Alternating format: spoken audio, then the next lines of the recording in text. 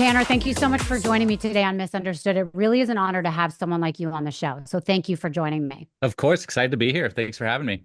So I found you because I was scrolling my device for Yep. things, Makes whatever, because sense. I was, Makes a lot of yeah, sense. because I was bored one day and I came across one of your messages in particular that stood out.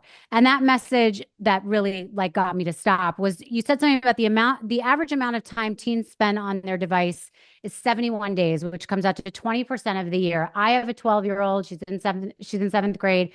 Her friends are always at my house and they turn into complete pterodactyls when I tell them to put their phone down.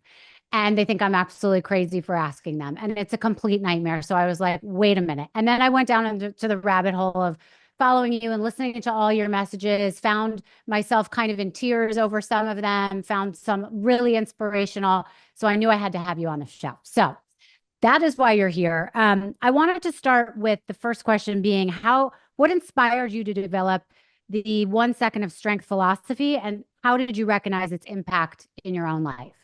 Yeah, that's a great question. I honestly don't remember where I think it just stumbled out of my mouth at one point, just this concept of 1 second of strength. And for the listeners, what this is I believe that you have the power in any given moment, in any given second to overcome a lot that's on in your life. So your emotions and when we think about the brain and when we think about what's going on, particularly with our teenagers, where they think emotionally nearly all the time, I believe you have power in that 1 second to kind of think logically and choose the path that you want. And I think if you think back to your life or any of your listeners of moments where they've done a really hard thing, there was always 1 second of strength that propelled that forward, right? You overcame fear, you overcame self-doubt, you overcame some negative thought that was holding you back in your life.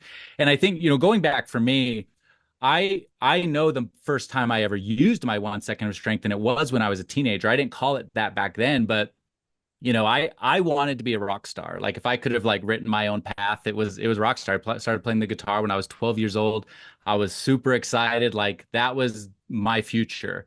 Mm. And then one day I was asked to speak at a large church event. There's about 2,000 people in the audience. And I remember sitting on that stage, absolutely scared to death of what I was going to do. Like, how was I going to stand up there and give this speech? And it was in that moment where I remembered what mattered most to me. And I realized I want to be a rock star. And if I wanted to be a rock star, I couldn't let that small fear stand between me and my future. And so it was this one moment where I chose to not be afraid. Mm.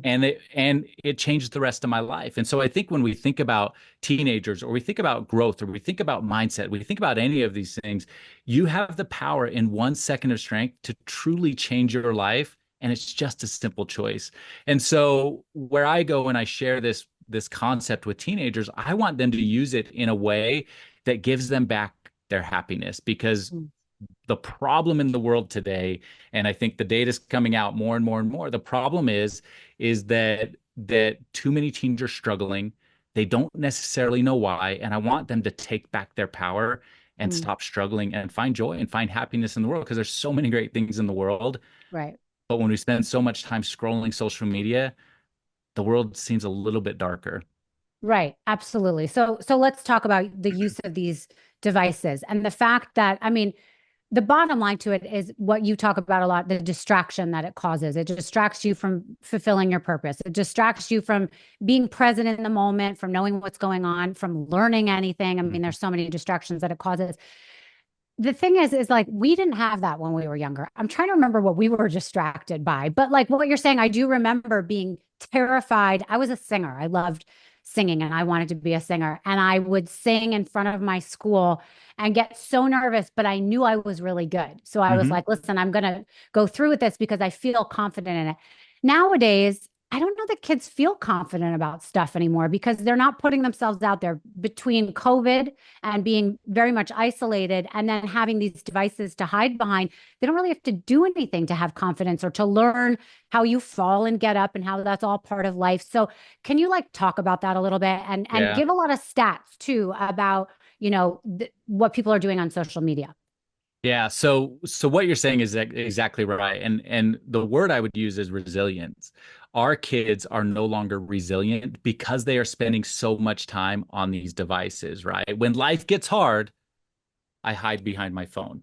When Yeah. something gets difficult, I hide behind. Or we have parents who either are kind of helicopter parents or we're lawnmower parents, right? And we plow down every obstacle in front of our kids so that they can have a clear, safe path. Well, the problem is we're not always going to be there, Mm, right? We're not always going to be there for our kids. And at some point, they have to learn to stand up and stand for themselves and stand on their own. And if mm, we are constantly removing those obstacles out of their way, then they are never going to build the resilience that they need to overcome the hurdles in this life. I was a while back, I was talking to my therapist, my barber, I mean, that's who I usually go to. But he said, look, 80% of life is really hard and it makes way for the other 20% that's really awesome. And I think that what our kids don't understand today is that life is hard. Like mm, growth is hard. The future is hard. Who you want to become, the path to get there is hard.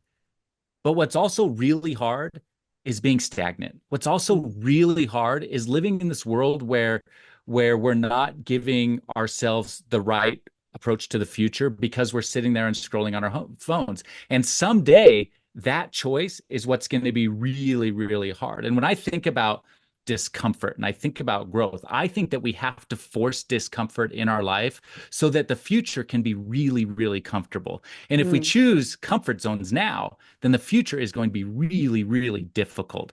And the challenge with teenagers today and scrolling on their phones is that they're just not preparing themselves for a future that can be so wonderful because they're spending so much time living in a moment of instant gratification because it does, like scrolling on your phone feels pretty good in the moment, like it can feel great, but it also puts us in a state where we're not going to achieve that long-term satisfaction Yeah. because we're just stuck in this instant gratification land. So Yeah. So it's interesting. Last night I was sitting um in my bed before I went to sleep and I was watching your feed to get prepared for today. And my sure. daughter came in my room. She had her phone and she started, I guess, to hear your messages and the things you were saying. And I noticed her put her phone down. And I was Mm, hoping this was going to happen.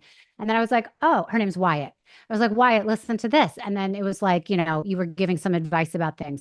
And you got to the concept. I actually wrote it down where you said forced discomfort leads to real safety. And she stopped mhm. me and she said, what does that mean? And so we talked about it for a while. And I loved that she wanted to have this conversation. And she didn't understand what you meant by that. She was like, but why would anybody want to force discomfort? Why would anybody want to? Because if you don't know, and this was her words, if you don't Sure. know what's on the other side, how do you know that that's going to lead you to safety? How do you know you're making the right decisions if it's so scary? Yeah. And I thought that was a really good question. So how would you answer that? It's a great question. I love the curiosity. And I think one thing Yeah. that's lost because of smartphones is curiosity today. Mm, But yeah. what I love about that question is it opens the door to more, right? And what I believe always is that we are always growing one way or the other.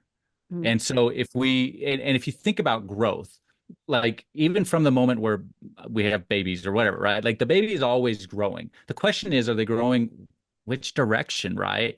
And I mm, believe that that forced discomfort, overcoming that fear and overcoming those learned like things that are holding us back in this world, when we can just take one step forward, then we can make the next best decision in our life. And I think for Wyatt, what happens is we may we may think that the future is, oh, I want to be a rock star. I want to do this. Why would I force discomfort if I don't know what's on the other side? Well, you force discomfort because it opens the door to opportunity to make the next best decision in your life.